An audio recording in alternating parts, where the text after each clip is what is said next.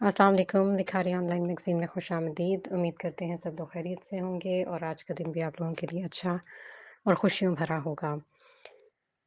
धड़कनों के संग-संग थोड़ा-सा कहानी रह गई है और इसको मैं कोशिश कर रही हूँ कि जल्द से जल्द जितना भी हो सके इसको हम लोग वाइंड अप करने की तरफ लेकर जाएँ और इसको एंड करें हम लोग बुनियादी तौर पे। तो अब देखते हैं कितना जाता है, कितना रहता है। तो चलिए स्टार्ट करते हैं। धड़कनों के संग-संग किस्त नंबर 16। महकमा ने सुबह सवेरे एक मीटिंग की है। हमारे ख्याल में बेहतरीन तरीका ये है कि आप बाज़ाब्ता तौर पर ऐलान करें कि आप और वलीद गर्वेज़ी डेटिंग कर रहे थे। हाँ, बिल्कुल। पीआर डिपार्टमेंट के मैनेजर ने जल्दी से मुस्कुराते हुए कहा। इस वक्त हम ऐसे कारपोरेशन को भी फ़रोग़ दे सकते हैं। एग्ज़ीक्यूटिव्स ने इस ख़्याल से इत्तेफ़ाक किया। मैं शादीशुदा हूँ, मैं ये सब अफ़ोर्ड नहीं कर सकती। आफ़रीन ने नागवारी से इनके मशवरे को रद्द किया। जनरल मैनेजर का सर शर्म से झुक गया। ठीक है, लेकिन आपकी इनके साथ तस्वीरें हैं। अगर हमने तरदीद नहीं की, तो कंपनी की साख मुतासिर हो जाएगी और हम नहीं चाहते कि कंपनी की साख मुतासिर हो। आप बराह रास्त सरकारी वेबसाइट पर यह बयान दे सकते हैं कि मुझे इस वक्त नशावर दवा दी गई थी। आफरीन ने खड़े होकर एग्जीक्यूटिव्स की नापसंदीदा नज़रों को देखा। मैं सिर्फ कंपनी की वजह से अपने शोहर को तकलीफ नहीं दे सकती। बिल्कुल इसी तरह जैसे आप में से कुछ लोग अपनी बीवियों को सिर्फ फायदे की खातिर नहीं छोड़ सकते। Everyone his there here is there bottom line. सब खामोश हो गए। ठीक है, हमको ऐसा ही करना चाहिए, जैसे चेयरवुमन कहती हैं। जनरल मैनेजर ने इस बात में सर हिलाया। जल्दी इनकी वेबसाइट पर तरदीदी पोस्ट लग गई। तस्वीरें 1 माह पहले की खींची गई हैं। चेयरवुमन यस्तानी को ड्रग देकर फंसाया गया था। खुशकिस्मती से मिस्टर वलीद गर्वेज़ी ने इनको बचा लिया। दोनों पार्टीज़ के बीच में कुछ भी नहीं है। दोनों पार्टीज़ आपस में बहुत अच्छे दोस्त हैं। उम्मीद करते हैं आइंदा इस मौज़ू को घसीटना बंद कर देंगे। शुक्रिया। इसके बाद वलीद गर्वेज़ी ने भी ज़ाती तौर पर पोस्ट शेयर कर दी। इस वक्त चेयरवुमन साहिबा को ड्रग दी गई थी, लेकिन वो बहुत मजबूत कुव्वत इरादे की हामिल खातून है। उन्होंने खुद को ठंडे पानी में भिगो दिया था। मुझे उम्मीद है सिर्फ कुछ फोटोज़ की वजह से लोग फजूल बातें करने से एतराज़ करेंगे। पोस्ट शेयर होने के बाद बहुत अच्छा असर पड़ा था। बहुत से लोग वलीद की करते पाए गए थे और आफरीन को मजबूत किरदार की औरत कहा गया था। लॉ फर्म में शहराम ने आज सारा दिन ऑफिस में बैठे सेलफोन पर गुजार दिया था। ऑफिस का माहौल काफी अबर आलूद दिखाई दे रहा था। फिजा में हब्स फैली हुई थी। हादी एक तरफ खड़ा अपने मालिक के बरहम तेवर से दिल ही दिल में डर रहा था। अचानक शहराम ने मोबाइल स्क्रॉल करते करते जोर से दीवार पर दे मारा। कीमती मोबाइल लम्हे में ही पुरजे पुरजे होकर बिखर गया था। उसे गुस्सा था कि सुबह तक सब लोग आफरीन के खिलाफ बोल रहे थे और दोपहर को अचानक ही हवा का रुख बदल गया। सब अब आफरीन की तारीफ में ज़मीन और आसमान के कलाबे मिला रहे थे और कह रहे थे कि आफरीन का जोड़ वलीद के साथ अच्छा लगता है। दोनों को साथ होना चाहिए। जिस पर चिरागपा होकर शहराम ने सेलफोन दीवार पर दे मारा था। क्या इंटरनेट के लोगों के पास आजकल करने को कोई काम नहीं है? दोनों एक दूसरे के साथ अच्छा जोड़ हैं। क्या लोग अंधे हो गए हैं? वो गुस्से से धाड़ रहा था। हादी जो कि एक तरफ मुअद्दब सा खड़ा था, कनखियों से टूटे हुए कीमती मोबाइल के टुकड़ों पर नजर की और दिल में एक ठंडी आग भर कर रह गया। अब उसे एक और नया मोबाइल खरीदना था। यह मेलबोरियन में आते ही उसने पता नहीं कितने सेलफोन तोड़ दिए थे। मालिक, इंटरनेट पर मौजूद अक्सर लोग निकम्मे और कामचोर होते हैं। आप इनकी बातों का असर मत लें। शहराम की आंखें छोटी होकर उसे घूरने लगी। वो नहीं चाहता था, लेकिन फिर भी उसने तजस्सुस के हाथों वो सब खबरें पढ़ी थी कि लोग कह रहे थे वलीद गर्वीज़ी आफरीन के लिए बेहतरीन जोड़ है। आफरीन वलीद के लिए अच्छी फीलिंग्स रखती है। काफी लोगों ने तो इन दोनों के बीच में लव स्टोरी भी बना डाली थी कि दोनों खुफिया तौर पर एक दूसरे को पसंद करते हैं। शहराम का सर गुस्से से फटने लगा। वो सर दबाते कुर्सी पर बैठ गया और लैपटॉप खोला। उसकी उंगलियां तेजी से कीबोर्ड पर चल रही थी। थोड़ी देर बाद हादी ने देखा कि उसने ट्रेंडिंग न्यूज पैक करके उड़ा दी थी। ऑसम, मालिक ऑसम। हादी ने दिल में उसकी तारीफ की। शामी। अचानक ऑफिस ऑफिस का दरवाजा खोलकर शीश इब्राहिम अंदर आया। जब उसने शहराम पर नजर की तो थक से रह गया। वो जो इस वक्त अंडरवर्ल्ड का बादशाह लग रहा था। मैंने कुछ चेकिंग की है। उस रात आबिश यज़दानी कुछ लोगों को लाई थी। उसने कमरा बुक करवाया था और उन्हें वहां छुपा दिया था। उसने अपने मैनेजर को हिदायत की थी कि कोई उस कमरे के आसपास कमरा बुक ना करवाए। शहराम की हमें बहाम मिल गई। इसका मतलब आफरीन के लिए जाल बुना गया था। اس کے باوجود بھی جب اسے یاد آیا کہ آفرین کس طرح ولید کو شدت سے کسس کر رہی تھی، یہ بات اسے غصہ دلا رہی تھی۔ کیا تمہیں یہ بات پتہ چلی کہ آفرین اور ولید کس وقت وہاں سے نکلے؟ صبح سویرے، شیش ہلکے سے کھانسا اور ہلکی آواز میں بولا۔ لباس تبدیل کرنے کے بعد وہ صبح کو وہاں سے نکلے تھے۔ جب ان الفاظ کی بازگشت اس کے کانوں میں ہوئی تو شہرام نے اشتعال میں آ کر لیپ ٹاپ کو اٹھا کر نیچے دے مارا۔ ایک مرد اور ایک عورت ایک کمرے میں اکیلے، سب سے بڑی بات کہ عورت کو ڈرگ دی گئی ہو۔ وہ یہ کیسے فرض کرتا ہے، کیسے یقین کرتا ہے کہ ان دونوں کے بیچ میں کچھ بھی نہیں ہوا تھا؟ وہ اس کی بیوی تھی، لیکن ابھی تک ان دونوں میں دوری تھی، اور اس کے ہاتھ لگانے سے پہلے ہی وہ دوسرے آدمی کو اپنا آپ سونپ چکی تھی۔ یہ بہت زیادہ تھا، بہت زیادہ۔ شیشے سے ترہم سے دیکھنے لگا۔ ایمانداری کی بات کہ وہ خود بھی بے یقین تھا کہ آفرین واقعی بے معصوم تھی۔ ویل، آفرین خود بھی اس واقعے میں متاثرہ تھی۔ میں نے سنا ہے آبش اس وقت 2 باڈی گارڈ ساتھ لائی تھی۔ اگر ولید گرویزی وہاں نہ آ پاتا تو حالات اس سے زیادہ برے ہوتے۔ کیا مطلب ہے تمہاری بات کا؟ کیا تم یہ کہنا چاہتے ہو کہ مجھے ولید کا شکریہ ادا کرنا چاہیے؟ شہرام نے خون چھلکاتی نظروں سے گھورتے ہوئے بولا۔ شہرام کی سرد اور سپاٹ آنکھیں بھر آئیں۔ نتیجہ یہ نکلا کہ وہ ایک بے وقوف عورت ہے۔ وہ بار بار یزدانی فیملی کی چالوں کا شکار ہوتی رہی۔ اس کے بعد اس نے مجھے دھوکہ دینے کی کوشش کی اور ولید گرویزی سے دوستی رکھی۔ وہ میرے ساتھ احمقوں جیسا سلوک کرتی رہی۔ شیش نے اپنے ناک کی نوک کھجائی۔ بہرحال، میں نے صرف تمہارے لیے جانچ پڑتال کی ہے۔ اب یہ تم پر ہے، ساری سچائی جاننے کے بعد بھی تم اسے رکھتے ہو یا چھوڑ دیتے ہو۔ اسرا شہرام نے گلاس پر گلاس چڑھا لیے۔ شیش کوشش کے باوجود بھی اسے روک نہیں پا رہا تھا۔ جب اس کا نشہ حد سے بڑھ گیا تو وہ چکراتے سر کے ساتھ مدہوش ہو گیا۔ میں آج اچانک ہی رچنا کو یاد کر رہا ہوں۔ اس نے کھڑکی سے باہر اندھیرے میں اپنی کھلی آنکھیں گاڑتے سرگوشی کی۔ ساری عورتیں ایک طرف، لیکن وہ واحد عورت تھی جس نے مجھے مکمل دل سے چاہا تھا۔ وہ کیوں اچانک مر گئی؟ کیوں؟ اسے میرے لیے زندہ رہنا چاہیے تھا۔ دیکھو، میں کتنا اکیلا ہو گیا ہوں۔ شیش نے اس کا ہاتھ روک کر اسے اور پینے سے باز رکھنا چاہا۔ اس کا دل اپنے دوست کی تکلیف پر رنجیدہ ہوا تھا۔ دنیا کے سامنے مضبوط اور پرسرار رہنے والا شہرام سوری حقیقتاً ماں باپ کی محبت اور شفقت کے بنا بڑا ہوا تھا۔ اس کے اندر ڈر اور خوف سے محصور تھے۔ اس کا بچپن کنڈر گارٹن میں گزرا تھا، جس نے اسے کافی حساس بنا دیا تھا۔ آج صحیح معنوں میں شہرام اندر تک زخمی ہوا تھا۔ کاش وہ اسے میلبورین نہ بلاتا۔ اسے بالکل بھی توقع نہیں تھی کہ شہرام اس قدر تکلیف سہے گا۔ اس کے وہ احساسات جو بالکل منجمد ہو چکے تھے، ان احساسات پر جمی برف گل چکی تھی۔ اس نے واقعی آفرین سے محبت کی تھی، سچی محبت۔ اچانک اس کا نیا موبائل فون تھر تھر آیا۔ شیش نے گارڈ اٹھا لی۔ دوسری طرف آفرین کی فکر مندی سے بھری آواز ابھری۔ کہاں ہیں آپ شہرام؟ ابھی تک گھر نہیں آئے؟ شہرام نے کافی چڑھا لی ہے، اب وہ بالکل ہوش میں نہیں ہے۔ شیش نے گہری سانس بھر کر آگاہ کیا۔ میں اسے پک کرنے آ رہی ہوں۔ آفرین کی پریشان آواز آئی۔ اس کی ضرورت نہیں، تم اسے نہیں اٹھا سکو گی، میں اسے لے آتا ہوں۔ کال بند کر کے آفرین فکر مندی سے دروازے کے آگے کھڑی اس کا انتظار کرنے لگی۔ باہر برف باری ہو رہی تھی۔ برف کے چھوٹے چھوٹے ذرات نیچے گر رہے تھے، جس سے ہر چیز سفید نظر آ رہی تھی۔ سردی کی شدت بڑھ چکی تھی، لیکن وہ سردی سے بے نیاز سی اس کی راہ تک رہی تھی۔ آدھے گھنٹے بعد شیشو سے گھر لے آیا تھا۔ وہ مکمل ہوش سے غافل ہو رہا تھا۔ گاڑی پارک ہوتے ہی آفرین تیز قدموں سے چلتی پریشانی میں آگے آئی۔ پچھلا دروازہ کھولا جہاں شہرام ہوش سے بیگانہ ہوا پڑا تھا۔ ٹائی ڈھیلی ہو کر گلے میں لٹک رہی تھی۔ شرٹ کے اوپری 2 بٹن کھلے ہوئے تھے، بال بکھرے ہوئے تھے۔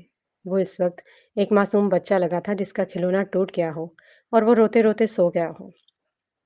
اس نے شیش کی مدد سے اسے اٹھایا۔ دونوں اسے سہارا دیے اس کے روم تک لے آئے تھے۔ آپ کا شکریہ شیش بھائی۔ آفرین نے شیش کو شرمسار نظروں سے دیکھ کر اس کا شکریہ ادا کیا۔ ویل، شہرام نے مجھے آپ کے کیس کی جانچ پڑتال کے لیے کہا تھا۔ میں جانتا ہوں آپ کا وہ مطلب نہیں تھا۔ شیش کے سر میں درد ہونے لگا تھا۔ وہ خود نہیں جانتا تھا کہ کیا کہے۔ میں اب چلتا ہوں۔ آفرین محسوس کر چکی تھی کہ شیش ابراہیم اب اس کے ساتھ پہلے سے مختلف برتاؤ کر رہا ہے۔ وہ نہ ہنستا تھا، نہ اس کے ساتھ مسکرایا تھا جیسے پہلے کرتا تھا۔ وہ یہ سوچ کر اندر سے کافی دکھی ہوئی تھی۔ وہ سمجھ گئی تھی کہ وہ اس سے بات نہیں کرنا چاہتا، لیکن اس کے باوجود بھی وہ پوچھے بنا نہ رہ سکی۔ شیش بھائی، آپ کو پتا ہے شہرام میرے لیے کیا سوچ رہا تھا؟ وہ ہچکچا کر اصل بات کہتے رک گئی۔ رین، کوئی بھی مرد ہو، इस तरह के वाक़ये से नाराज़ हो जाएगा। शीश ने बेबसी से कहा। आपको शहराम को इसके बारे में पहले ही बता देना चाहिए था। आपने छुपाकर बहुत गलत किया है। यूँ समझे अपने पैरों पर आप कुल्हाड़ी मारी है। अब जबकि ये बात पब्लिकली खुल चुकी है, सच पूछे तो ये हम सब के लिए काफ़ी शर्मनाक है। आफ़रीन का चेहरा बिल्कुल पीला पड़ गया था। वलीद और मेरे दरमियान कुछ नहीं हुआ। यही सच है शीश भाई। मुझे ये बताना बेकार है रीन। असल बात यह है कि शहराम आप पर यकीन करे। शीश ने अफ़सोस से सर हिलाया और बाहर निकल गया। आफ़रीन हद तक वहाँ पर खड़ी रही। उसके पास कहने को वाक़ई कुछ नहीं रहा था। अब इस पर कोई कैसे यकीन करता? वो गला फाड़-फाड़ कर चीखती, चिल्लाती, आग में भी कूद जाती, लेकिन फिर भी खुद को बाकिरदार साबित नहीं कर सकती थी। शीश इब्राहिम के अल्फाज ने इसको बिल्कुल बस कर दिया था। मुश्किल था कि शहराम इस पर यकीन करता। अब वो क्या करती? कैसे खुद को शफाफ साबित करती? कोई सबूत नहीं था। सारे यकीन उसके हाथ से फिसल चुके थे। वो वाकई में उससे मोहब्बत करती थी, शदीद मोहब्बत। उसके लिए अब शहराम को छोड़ना गोया जीते जी मौत के मुतरादिफ था। वो कब तक वहां खड़ी उसके हसीन सूरत वाले शख्स को देखती रही, जो बेड पर होशो खरूद बेहोश जो बेड पर होशो खरूद खरूद से बेगाना हुआ पड़ा था। शहराम सूरी इस वक्त अपनी गाड़ी की पिछली सीट पर बैठा था। आज फिर वो गुस्से की हालत में बिना अफरीन के हाथ का नाश्ता किए निकल आया था, लेकिन अब इसके पेट में शदीद दर्द हो रहा था। 2 दिन से उसने कुछ भी नहीं खाया था, सवाए गुस्सा खाने के। मालिक, मुझे इजाज़त दीजिए, आपके लिए खाना खरीद लाऊं? हादी ने परेशानी से उसे देखा। मेरा मूड नहीं है। जाओ पहले इस आबिश एहसानी को पकड़कर मेरे पास ले आओ। शहराम ने सर्द लहजे में कहा। मैंने हमेशा ये चाहा था कि आफरीन खुद इससे मामला करे, लेकिन वो एक बेकार और कम अकल औरत है। तो बस अब इस मकार औरत से मामला मैं खुद करूंगा। मीर हादी ने इस बात में सर हिलाकर उसकी तायीद की थी। ऐसा लगता था कि उसे जल्द ही आबिश एहसानी के लिए दुआएं खैर करनी पड़ेगी। आबिश इस्तानी को सिक्योरिटी गार्ड्स ने बराह रास्त बाहर निकाल दिया था, जिस पर वो सख्त बरहम थी और दरवाजे पर खड़े खड़े ही चिल्लाने लगी। अगरचे मेरे वालिद को गिरफ्तार कर लिया गया है, ठीक है, लेकिन वो अब भी कंपनी के शेयर होल्डर्स में से है और मैं उनकी बेटी हूँ। मुझे इनके शेयर्स का वारिस होने और मुनाफा वसूल करने का हक है। वो चिल्ला चिल्ला कर बोली थी। हे, दफा हो जाओ। सिक्योरिटी गार्ड ने उसे झिड़क दिया।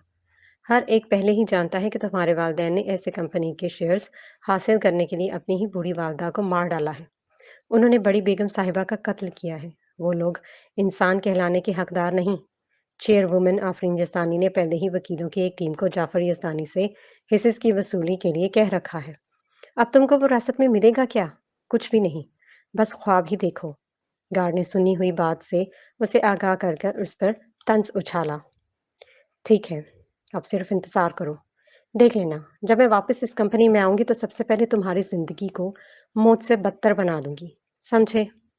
आबिश गुस्से की शिद्दत से कांप रही थी। तो अब ये हाल हो गया कि एक आम सा सिक्योरिटी गार्ड भी उसे धमकाने लगा था। ये दुनिया वाकई बहुत गैर मुनसिफाना थी। उसने वाज़े तौर पर आफरीन और वलीद की वो तमाम बेहुदा तस्वीर गुज़श्ता रोज़ रिपोर्टर्स को भेजी थी, लेकिन ये ना सिर्फ आफरीन की साख को ख़राब करने में नाकाम रही, बल्कि लोगों ने उसे अब वलीद गर्वेज़ी के साथ जोड़ना भी शुरू कर दिया था। ये मामला उसको मज़ीद मुश्तल कर गया था। वो सड़क के किनारे पैदल ही चली जा रही थी, जब लाइसेंस प्लेट के बगैर एक कार अचानक उसके सामने आकर झटके से रुक गई। फिर 2 आदमियों ने उसे पकड़कर सीधा गाड़ी में धकेल दिया। ये तुम क्या कर रहे हो? कहाँ लेकर जा रहे हो? मुझे छोड़ो। आह! इससे पहले कि आबिश को ये रद्द-ए-अमल ज़ाहिर करती, एक आदमी ने उसके मुँह पर रुमाल रखकर बेहोश कर दिया। फिर उससे होश ठंडे पानी की बाल्टी उंडेलने पर आया। वो झुरझुरी लेकर होश में आई थी और सर्दी से कँप-कँपा कर चीख उठी। ओह हेलो, मैडम, क्या सर्दी अच्छी थी? मीर हादी की आवाज़ पर आबिश ने सर उठाकर उसे देखा। आबिश ने उसे बगौर देखा और सोचा कि ये शख्स उसे जाना-पहचाना सा क्यों लग रहा है। कुछ देर बाद उसे याद आ गया। तो ये तुम हो, शहराम सूरी के असिस्टेंट। ये तो बहुत अच्छी बात है कि तुमको याद है। मीर हादी का हल्का सा मुस्कुराया। फिर उसने रुख मोड़कर उस शख्स को देखा जो बहुत दूर सोफे पर टांग जमाए बैठा था। वो शख्स ने काला सूट पहना हुआ था और हाथ में सिगरेट पकड़ा हुआ था, जिससे धुआं हवा में उठ रहा था। उसकी स्याही माइल गहरी आंखें अंधेरे में भी चमक रही थी, जैसे कोई तेज धार छुरी। आबिश ने भी उसे दूर से ही पहचान लिया और एक अनजाने खौफ से इसका दिल सिकुड़कर सिमटा था। सूरी साहब, मुझे यहाँ क्यों लाए हैं? मुझे जाने दें, मैंने आपका कुछ नहीं बिगाड़ा। देखो, اگر میں یہاں سے آزاد ہوئی تو آپ کو چھوڑوں گی نہیں۔ اس نے ہوا میں تیر پھینکا۔ میر ہادی اس کی دھمکیوں پر یوں ہنسا جیسے اس نے کوئی لطیفہ سن لیا ہو۔ تم کس بات پر ہنس رہے ہو ہاں؟ کیا تمہیں سمجھ نہیں آ رہا کہ میں نے ابھی کیا کہا؟ آبش نے ایک کہا لگایا۔ میں تم کو بتاتی ہوں۔ میں دانش سوری کی عورت ہوں۔ کیا تم جانتے ہو کہ دانش سوری کون ہے؟ وہ مجھے سب سے زیادہ پسند کرتا ہے۔ اگر تم کو مجھ پر یقین نہیں آتا تو میرا فون لے کر ہماری تصویریں ایک ساتھ دیکھ سکتے ہو۔ وہ اس وقت ایک مخبوط الحواس عورت لگ رہی تھی۔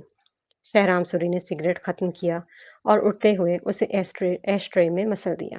اس کا دراز قد اور مضبوط وجود دھیرے دھیرے اس کی طرف بڑھنے لگا۔ آبش نے دل میں سوچا کہ وہ یقیناً دانش سوری کے تذکرے پر ڈر گیا ہے۔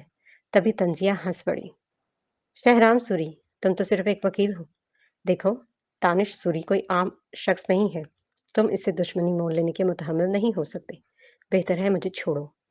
اس سے پہلے کہ وہ بات ختم کرتی، میر ہادی نے اس کے گال پر زور سے تھپڑ دے مارا۔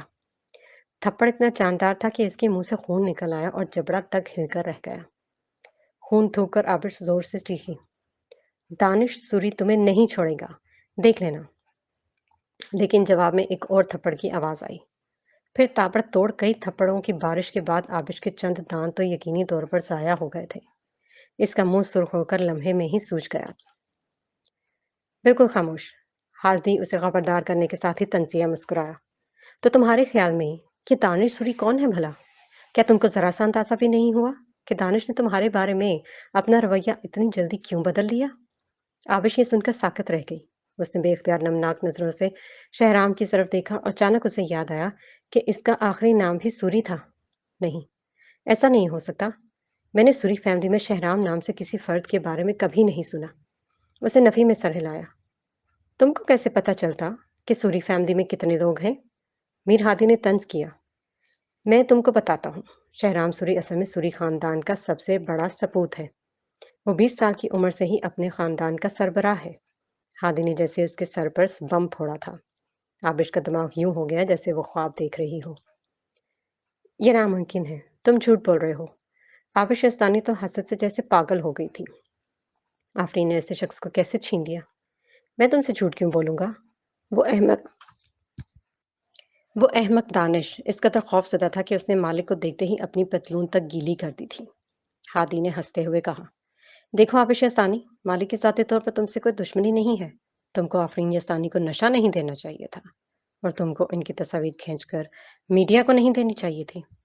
آبش یزدانی اس بات پر چونک گئی۔ تو یہ سارا سیٹ اپ اسی وجہ سے تھا؟ وہ ایک دم شہرام کے سامنے گھٹنے ٹیک کر کانپنے لگی۔ شہرام صاحب، میں احمق ہوں، بے وقوف ہوں۔ براہ کرم مجھے بخش دیں، معاف کر دیں۔ شہرام کے چہرے پر اس کی آہذاری سن کر ناگواری پھیل گئی۔ اس کی آنکھوں کے سرد پنے نے ظاہر کیا کہ وہ اسے مکمل طور پر برباد کرنے کے علاوہ کچھ بھی نہیں چاہتا تھا۔ کیا لگتا ہے تمہیں کہ میں تمہیں یوں ہی جانے دوں گا؟ اس نے اسپاٹ انداز میں قہر برساتی نظروں سے گھورا۔ نہیں نہیں، یہ میں نہیں تھی۔ وہ میں نے تصویریں نہیں دی تھیں۔ آبش یزدانی نے خوف سے نفی میں سر ہلایا۔ ایک انجان نمبر سے کسی نے میرے پاس بھیجی تھی۔ یہ سچ ہے کہ میں نے اس رات آفرین کو نشہ دیا تھا، لیکن جب ولید گرویزی آ گیا تو اس نے کمرے میں موجود ویڈیوز فیڈ کو تباہ کر دیا تھا۔ شہرام کی آنکھوں میں حیرت کی لہر ادوڑ گئی۔ اس کی بھویں پرسوچ انداز میں تن گئی۔ تو یہ تم نہیں تھی؟ اس نے پرسوچ انداز میں دوبارہ پوچھا۔ میں قسم کھاتی ہوں۔ آبش کے کئی دانت ضائع ہو چکے تھے اور اس کا منہ خون سے بھرا ہوا تھا۔ سوچیں، اگر میرے پاس وہ تصاویر ہوتی تو میں انہیں بہت پہلے آفرین کو دھمکی دینے کے لیے استعمال نہ کر چکی ہوتی۔ میں اسے اتنی دیر تک چیئر وومن کے عہدے پر کیسے بیٹھنے دیتی اور اپنے والدین کو جیل میں ڈالنے دیتی؟ اس کی بات میں وزن تھا۔ پھر بھی تمہاری قسم بیکار ہے۔ وہ سوچ میں پڑ گیا تھا۔ اسے آبش کی بات پر یقین آ چکا تھا۔ واقعی اگر اس کے پاس تصویریں ہوتی تو وہ اسے بہت پہلے استعمال کر چکی ہوتی۔ دیر کیوں کرتی؟ اگر وہ نہیں تھی تو پھر کون تھا؟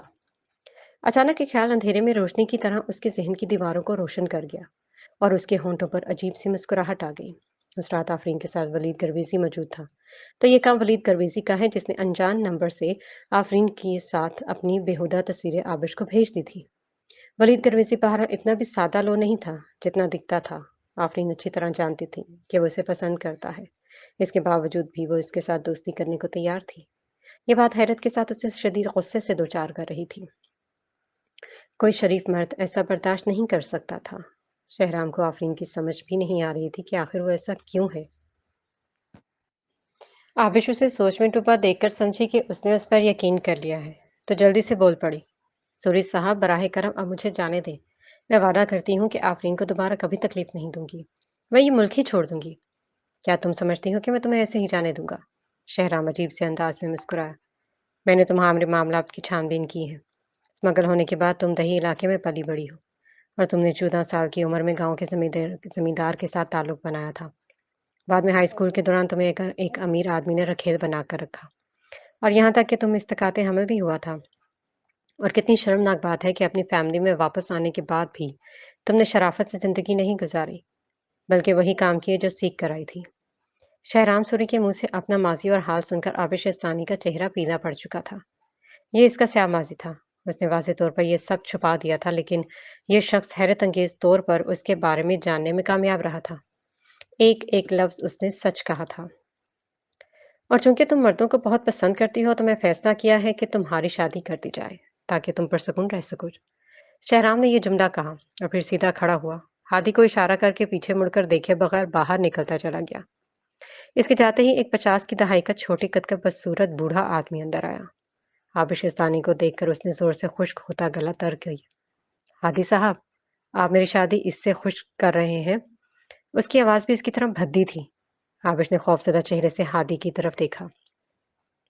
پلیز مجھے اس کے ساتھ مت بھیجو، میں تمہارے ساتھ چلوں گی۔ آپ جو چاہیں کر سکتے ہیں، آپ وہی سب کر سکتے ہیں جو دانش نے میرے ساتھ کیا۔ وہ کپاتے لہجے کے ساتھ گڑ گڑائی اور ہادی کا ہاتھ تھامنا چاہا، جس پر میر ہادی بیزاری سے منہ بناتا پیچھے ہٹ گیا۔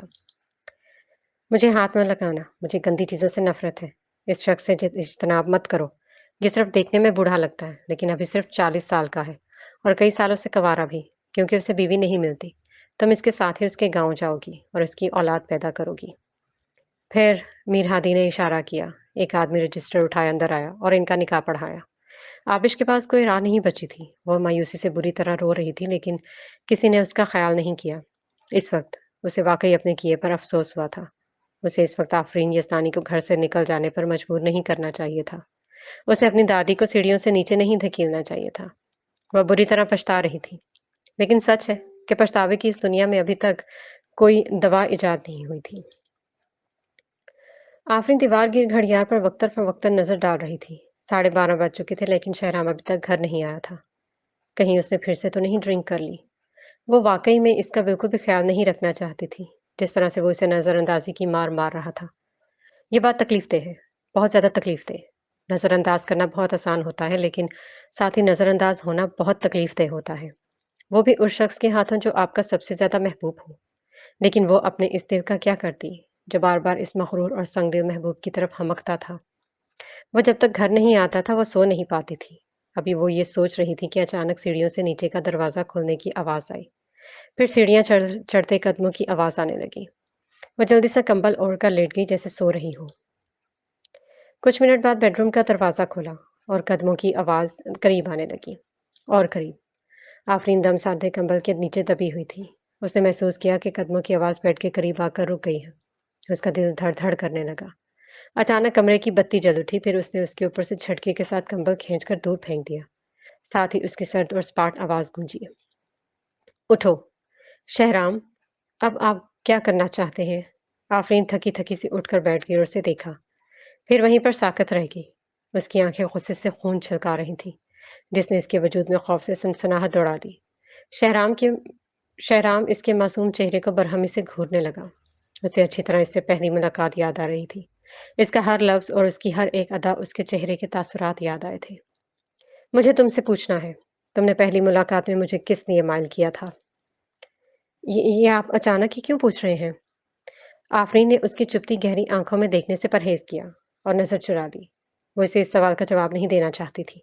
یہ مشکل تھا، لیکن شہرام نے اس کی نظر چرا لینے پر ایک جھٹکے سے آگے ہو کر اس کے چہرے کو ہاتھ کی گرفت میں جکڑ لیا اور چہرہ زبردستی اپنے سامنے کر کے اسے خود سے نظر ملانے پر مجبور کر دیا۔ ادھر دیکھ کر جواب دو مجھے۔ وہ شیر کی طرح غڑایا تھا۔ اس کی سرد چپتی نظریں اس پر ٹکی ہوئی تھیں۔ وہ پلک بھی نہیں جھپک رہا تھا۔ اس لیے نا کہ تم نے مجھے غلطی سے ایست کا ماموں سمجھ لیا تھا؟ چہرے کو چھوڑ کر تھوڑی سے پکڑ کر زور سے جھٹکا دیا۔ درد سے آفرین کی سسکاری نکل گئی۔ درد کو برداشت کرنے میں اس کی آنکھیں نم ہو گئی تھیں، لیکن ایک سنگ دل بے پرواہ سجن کو پرواہ ہی نہیں تھی۔ اسے آج بس کسی بھی طرح سے سچ سننا تھا، صرف اور صرف سچ۔ اس کی بات آفرین کے دماغ پر زوردار جھٹکے کی طرح گونجی، جیسے اس پر کڑاکے کی بجلی آ گری ہو۔ آفرین کے دماغ نے سوچنا سمجھنا چھوڑ دیا۔ وہ بالکل ساکت ہو چکی تھی، ایسے جیسے اس میں جان ہی نہ رہی ہو۔ اس کا دماغ نقصان نقصان کی گردان کر رہا تھا۔ وہ حیران تھی، اس کا پور وجود حیران تھا کہ آخر شہرام کو یہ بات کیسے پتہ چلی۔ شہرام اسے گھور کر دیکھ رہا تھا، اس کے تاثرات میں ہوتی نمایاں تبدیلی اور آنکھوں کی پتلیوں کا سکڑنا سمٹنا اور چہرے کی رنگت تبدیل ہو جانا صاف دکھائی دے رہا تھا۔ اس کا چہرہ زرد پڑ چکا تھا، اس کی آنکھوں میں گھبراہٹ، صدمہ اور بے بسی تھی، جیسے کوئی رنگے ہاتھوں پکڑا گیا ہو۔ یہ دیکھ کر شہرام کے اندر انچ انچ تک ٹھنڈک اتر گئی۔ مطلب مطلب یہی سچ تھا۔ آفرین کی حالت صاف صاف بتا رہی تھی کہ یہ سچ تھا۔ ان دنوں وہ ایک بیوقوف شخص ہوا کرتا تھا۔ اسے یہی یقین تھا کہ آفرین کو اس سے پہلے نظر میں ہی پیار ہو گیا ہے۔ اس کا خیال تھا کہ اس رشتے کو آگے بڑھانے میں آفرین کا ہاتھ ہے، کیونکہ وہ اس سے محبت کر بیٹھی ہے۔ لیکن حقیقت کے برعکس وہ تو شروع سے ہی اس کے جذبات کے ساتھ کھل رہی تھی۔ اتنا بیوقوف کیسے بن گیا تھا وہ بھی ایک عام سی عورت کے ہاتھوں؟ اس کی ساری محبت صرف ایک ناٹک تھی؟ اس کے سارے محبت بھرے میٹھے الفاظ نکلی تھے؟ ہر ایک اچھائی مصنوعی تھی، ڈرامہ تھی؟ لیکن یہ سچ تھا کہ اس کا دل واقعی اس منافق عورت کی طرف مڑا تھا۔ وہ واقعی اس کے میٹھے الفاظ کے جال میں پھنسا تھا۔ وہ سچ میں اس کی مصنوعی محبت سے متاثر ہوا تھا۔ نہیں نہیں، ایسا نہیں ہے۔ آفرین تو اس کی باتیں سن کر دنگ رہ گئی تھی کہ اسے سمجھ میں نہیں آ رہا تھا کہ کیا کرے، کیا کہے۔ تمہاری سازشوں نے مجھے سچ میں ذہنی بیمار کر دیا ہے۔ میں تھک چکا ہوں تمہاری جھوٹ سن سن کر۔ شہرام نے اس کی ٹھوڑی کو ایسے جھٹکا دے کر دور دھکیلا جیسے کوئی گندی ناپاک چیز ہو، پھر جیب سے رومال نکال کر اپنا ہاتھ ایسے صاف کیا جیسے گندگی چھو لی ہو۔ آفرین تو اس کی اس اچانک عمل سے دنگ تھی۔ اندر اندر وہ رو رہی تھی، لیکن باہر سے صرف آنکھوں کی سطح سرخ ہو رہی تھی، جیسے ضبط کے کڑے پہرے بٹھا رکھے ہوں۔ ٹھیک ہے، میں اعتراف کرتی ہوں کہ یہ سب سچ تھا، لیکن اس کے بعد تم اس کی انگیجمنٹ پارٹی میں ولید گرویزی کی طرف بھاگی۔ تب تمہیں پتہ چلا کہ تم نے غلط شخص سے شادی کر لی ہے، سو تب تم نے اچانک ہی مجھے کہا کہ مجھے طلاق چاہیے، یہی نا؟ وہ کہنا چاہ رہی تھی کہ اس کے بعد اسے اس سے سچی محبت ہو گئی تھی، لیکن شہرام نے اس کی بات کاٹ دی۔ آبش کو اس کے اصل مقام تک پہنچانے کے بعد واپس گھر آتے ہوئے شہرام نے پہلے سے ہی سب کچھ معلوم کر لیا تھا۔ اسے پہلے اس بات کا احساس نہیں تھا، لیکن اب اس نے محسوس کیا کہ بہت ساری باتیں ایسی تھیں جو مشکوک تھیں۔ بدقسمتی سے تمہیں بعد میں جعفر یزدانی نے جھوٹے کیس میں پھنسا دیا اور تم جیل جانے کے قریب پہنچ گئی تھی۔ تم کو اس وقت کوئی بھی نہیں بچا تھا سوائے میرے۔ اس لیے تمہاری بہترین دوست تمہارے لیے نہ صرف مجھ سے بھیک مانگنے آئی، بلکہ مجھے جھوٹ بول کر دھوکہ بھی دیتی رہی کہ آفرین سچ میں تم سے محبت کرتی ہے، جس نے مجھے یہ سوچنے پر مجبور کر دیا کہ تم واقعی مجھ سے پیار کرتی ہو۔ شہرام کی آواز میں گہرا دکھ تھا۔ آفرین کے ہونٹ بالکل زرد پڑ گئے تھے۔ شہرام واقعی کافی ذہین تھا، وہ مان چکی تھی۔ ہر بات کا اندازہ اس نے درست لگایا تھا۔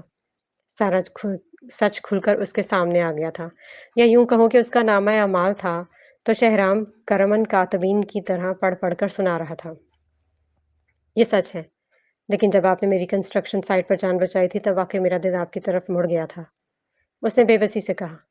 بند کرو اپنی بکواس۔ وہ گھرا کر آگے بڑھا۔ آفرین دہل کر پیچھے ہوئی تھی۔ تمہارے منہ سے نکلی ہوئی کسی بھی بات میں سچائی نہیں ہے، نہ ہی تمہاری دوست کے۔ شہرام جیسے جیسے بول رہا تھا اس کا غصہ بڑھتا جا رہا تھا، اتنا کہ وہ خود پر قابو نہ پا سکا اور اسے سختی سے بستر پر پیچھے دھکا دیا اور آگے آ کر اس کے گلے کو سختی سے گرفت میں لے لیا، جیسے گلا گھونٹ کر اس کی جان نکال دے گا۔ اگر اس رات آبش کو تم ڈرگ نہ دیتی تب بھی تم میرے بجائے اگر اس رات آبش تم کو ڈرگ نہ دیتی تب بھی تم میری بجائے ولید کی طرف لپکتی۔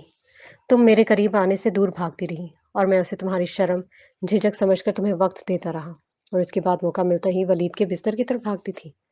کیسی عورت ہو تم؟ کیا دو مردوں کے ساتھ کھیل کر تم تھکتی نہیں تھی؟ اس کے گلا دبانے پر آفرین کو گلا کٹتا ہوا محسوس ہوا۔ اس کی سانس کی نالی پر دباؤ بڑھنے سے سانس اٹکنے لگا، دم گھٹنے لگا، لیکن شہرام کے سر پر تو جیسے خون سوار تھا۔ کیا تمہارے دل میں واقعی میری کوئی جگہ ہے؟ بولو۔ وہ بمشکل سانس لے رہی تھی۔ شہرام کا یہ خطرناک رخ اس نے آج پہلی بار دیکھا تھا۔ کیا ایسا نہیں؟ جب تک تمہیں میری اصل شناخت معلوم نہیں تھی، میں نے بہت بار تمہارے قریب آنے کی کوشش کی، لیکن تم نے مجھے ہر بار کمتر سمجھ کر خود سے دور کر رکھا، اور جب میری اصل شناخت جان لی تو اچانک ہی میرے ساتھ ریلیشن میں آگے بڑھنا چاہا۔ یہ تو اچھا ہوا کہ مجھے تمہاری گندی تصویریں موصول ہو گئیں، اور مجھے تمہارے اصل چہرے کا پتہ چل گیا کہ تم وہ نہیں ہو جو دکھائی دیتی ہو۔ اس کی گرفت سخت ہوئی، آفرین کی آنکھیں ابل پڑی تھی اور دماغ کی نسیں کھنچ گئی تھی۔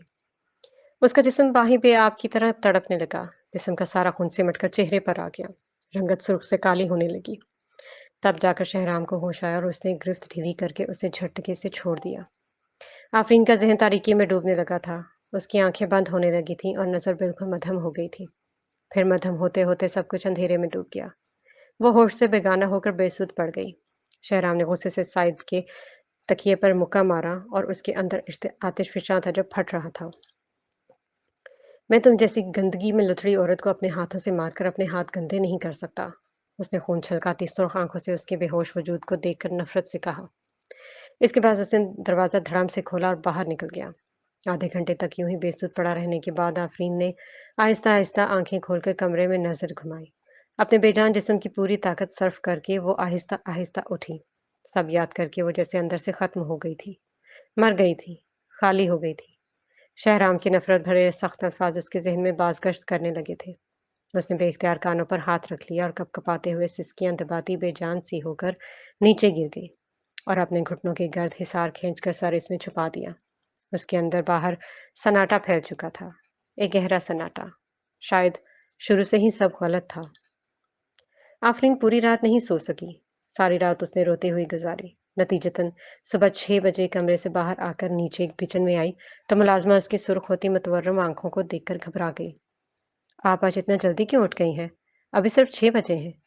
میں شاہرام کے لیے ناشتہ بنانے آئی ہوں، اس نے ہلکی مگر بھاری آواز میں کہا۔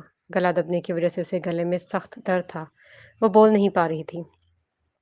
کیا آپ رات کو سوئی نہیں تھی؟ وہ آفرین کا زرد چہرہ اور بجھے بجھے تاثرات دیکھ کر چونک گئی تھی۔ آفرین خاموش رہی اور خاموشی سے ہی شہرام کے لیے ناشتہ بنانے لگی۔ یہ اس گھر میں آج آخری ناشتہ تھا جو وہ شہرام کے لیے بنا رہی تھی۔ اس نے وہی سب بنایا تھا جو پہلے دن بنایا تھا۔ وہ سب یاد آتے ہی ایک زخمی مسکان اس کے ہونٹوں کے کنارے سے چھو کر گزر گئی۔ اب اگر وہ لاکھ مرتبہ اسے یقین دلاتی کہ اسے شہرام سے محبت ہے تب بھی وہ یقین نہ کرتا۔ وہ صرف یہی سوچتا کہ وہ اس کی اصلیت جان کر اس پر مر مٹی ہے۔ بڑی بات یہ کہ ان دونوں کے بیچ جس ہلکے پھلکے اعتبار نے ابھی نمو پائی تھی وہ اپنی موت آپ مر چکا تھا۔ اب شہرام کا آفرین پر اعتبار کرنا ناممکن تھا۔ ابھی اگر وہ ساتھ رہتے تو خوش نہ رہ سکتے۔ یہ ایسے ہوتا جیسے ندی کے دو کنارے جو ساتھ ساتھ چلتے ہوں لیکن باہم مل نہیں پاتے، اور وہ اب زیادہ اس رشتے کو گھسیٹنا نہیں چاہتی تھی، سو اس کا ارادہ آج یہ گھر چھوڑ دینے کا تھا۔ ٹھیک 8 بجے شہرام بلیک سوٹ میں ہائی نیک سویٹر پہنے سیڑھیاں اترتا نیچے آیا۔ اس کے چہرے کے پتھریلے تاثرات دیکھ کر آفرین کا وجود کانپا تھا اور دل سمٹ کر سکڑا۔ ملازمہ ٹیبل پر ناشتہ لگا کر جا چکی تھی۔ لیونگ روم میں خاموشی چھائی ہوئی تھی۔ صوفے پر بلی اور اس کے بچے لاپرواہی سے مستیاں کر رہے تھے۔ ان کو یوں اپنے آپ میں مگن دیکھ کر آفرین نے حسرت سے دل میں سوچا کہ کاش وہ بھی عورت کی بجائے بلی ہوتی۔ دستخط کرو۔ شہرام نے زوردار آواز کے ساتھ کچھ ڈاکیومنٹس اس کے سامنے ٹیبل پر پٹکے۔ آفرین نے شہرام کو بالکل نہیں دیکھا، بلکہ اس کی نظریں ان کاغذات کے اوپر لکھے الفاظ کو گھور رہی تھیں جہاں ڈائیورس ایگریمنٹ لکھا ہوا تھا۔ یہ الفاظ دیکھ کر آفرین کی آنکھوں میں مرچیں چبھنے لگی۔ اس نے بے اختیار گہری سانس لے کر اندر کی تکلیف کو کم کرنا چاہا لیکن تکلیف بدستور موجود رہی۔ دستخط کرو۔ سنا نہیں؟ وہ دوبارہ سے دھاڑا۔ دستخط کرو، پھر میں یہ کسی سے کہہ کر طلاق کی باقی فارمیلٹیز پوری کر دوں گا۔ شہرام نے دوسری طرف دیکھتے کہا۔ جتنا وہ اس طرف دیکھتا تھا اتنا ہی اس کا غصہ اود کر آتا تھا۔ سب کچھ تصور میں کسی فلم کی طرح بار بار ریورس ہو رہا تھا کہ اسے کس قدر بے وقوف بنایا گیا تھا، اور وہ بنتا رہا۔ گزری شب وہ ساری رات آفرین سے بدلہ لینے کے مختلف طریقے سوچتا رہا، لیکن پھر اس کی مکاریاں، جھوٹ، مکر و فریب سوچتے وہ سخت بیزار ہو گیا۔ وہ تھک چکا تھا، اسے اب اس ملک میں نہیں رہنا تھا جس نے اسے سخت گھاؤ دیا تھا۔ وہ اندر تک زخم سے چور چور تھا اور اب اسے کچھ نہیں چاہیے تھا، وہ گلے تک بھر چکا تھا۔ آفرین نے آہستہ آہستہ نم آنکھوں سے کاغذ پلٹا تو شہرام کی دھاڑ سنائی دی۔ پلٹا کر کیا دیکھنا چاہتی ہو؟ آگے بڑھ کر اسے پلندہ چھینا۔ شادی کے شروع میں ہمیں معاہدہ ہوا تھا کہ چھوڑنے کے بعد میں تمہیں معاوضہ دوں گا، لیکن اب بالکل بھی میرا دل نہیں کہ میں تمہیں ایک پائی بھی ادا کروں۔ میں تھک گیا ہوں سب کچھ سہتے-سہتے۔ تم خوش قسمت ہو جو میں تمہیں آسانی سے چھوڑ رہا ہوں، بدلہ نہیں لے رہا۔ وہ تاک تاک کر آفرین کے دل پر وار کر رہا تھا۔ مجھے آپ کی دولت سے کبھی کچھ نہیں چاہیے تھا۔ آپ کی دولت آپ کو مبارک ہو۔ اس نے لرزتے ہاتھوں سے پین اٹھایا اور بنا پڑھے اور دیکھے دھندی آنکھوں سے دستخط کر دیے۔ تو جناب ویڈیو پسند آئی ہو تو ضرور لائک کیجیے گا اور ہمیں کمنٹ میں بتائیے گا کہ کیسا رہا۔ انشاءاللہ ملتے ہیں اگلے ناول کے ساتھ۔ اپنا خیال رکھیے گا، خوش رہیے۔ اللہ حافظ۔